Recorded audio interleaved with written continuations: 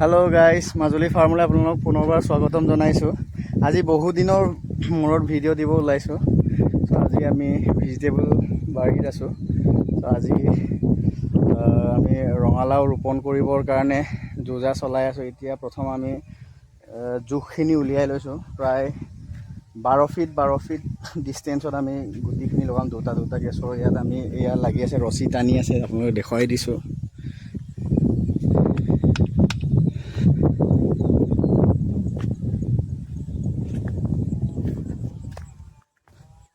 পুনেখিনি কাঠ পোনা মাছ এয়া গোচখিনি দি লোৱা হৈছে। ইয়াতে কোৰেৰে গাঁত খান্দি ইয়াত গোবৰ দিয়া হ'ব। গোবৰ দি ইয়াতে ৰোপণ কৰা হ'ব। এইফালে বাও ধান,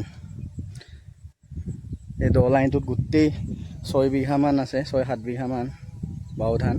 তো এইফালে কচু আছে আগলৈ, এয়া কচুতলি। এইটো প্ৰায় 7 ফুটমান কিছুমান ওখ।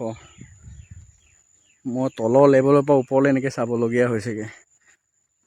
বহুত ওখ হৈছে।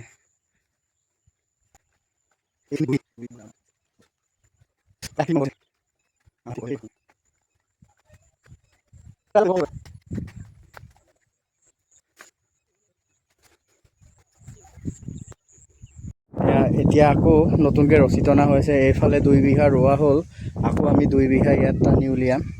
এতিয়া ৰছী মূৰৰ পৰা মূৰলৈকে এটা টনা হৈছে। এতিয়া 12 ফুট জোখত আমি টানি উলিয়াম।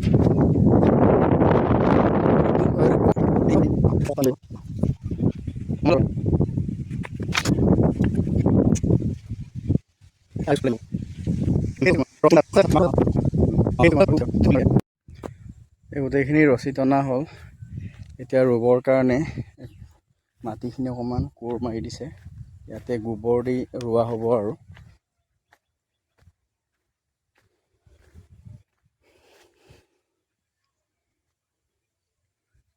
এই পাৰ্টটো ৰোৱা হৈ গ'ল 2 বিঘা, আৰু এতিয়া 2 বিঘা।